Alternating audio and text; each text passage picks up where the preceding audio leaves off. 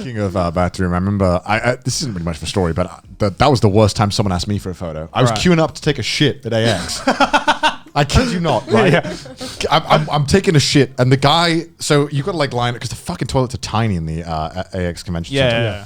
And the guy's having a piss on the cubicle, another cubicle, the urinal, and I'm just on my phone. He turns around, and he's like, "Sea-Dog." I'm like, "Yo, what's up?" Thinking that like that's it because we're in a fucking toilet. Yeah. He's like, "Can I take a photo?" I'm like, "You didn't even wash your hands. Dude. Don't come near me."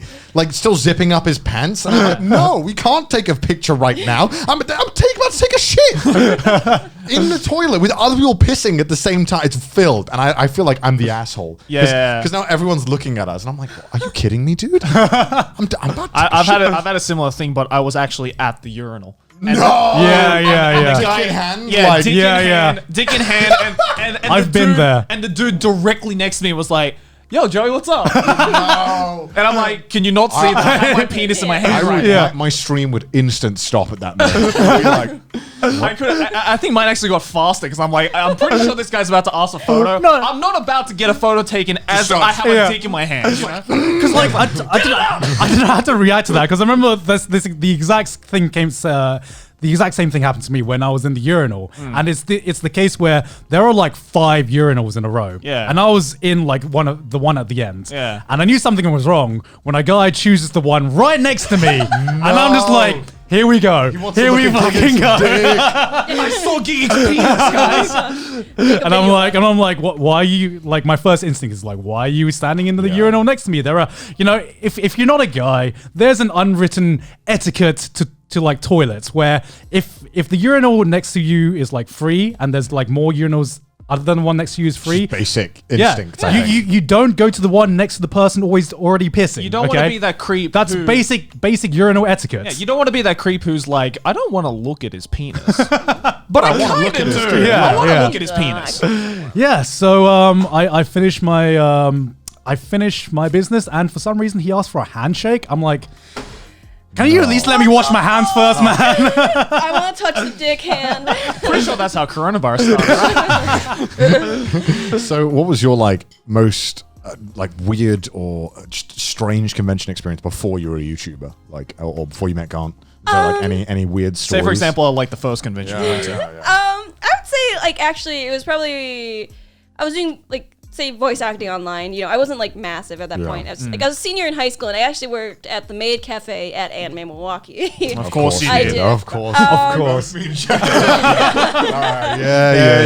You didn't even need to tell me. I just assumed. And then oh my god, I really hope this guy doesn't watch this. But so I was just kind of like, we had 10 minutes off, right? So I was gonna go get some water or something, and this guy is just like, wow, are you working at the Maid Cafe? And I had my maid outfit on. We all had the same uniform. I'm like, yeah, no shit. Yeah, and I was like, yeah, and he's like, okay, and I'm like, okay, and I was on the escalator, and then he turned away, and then I turned away, and then when we were closing up for the night, this guy comes up and he hands me like this $1 that he origamied into a shirt, and I'm like, he's like, do you think this is a really cool like thing? And I'm like. He's like, you can keep that. You can keep that $1. I'm like, wow. And then Like you're frothing at this point. Finally paid. Frothing at the loins. It's like, oh shit, he gave me $1.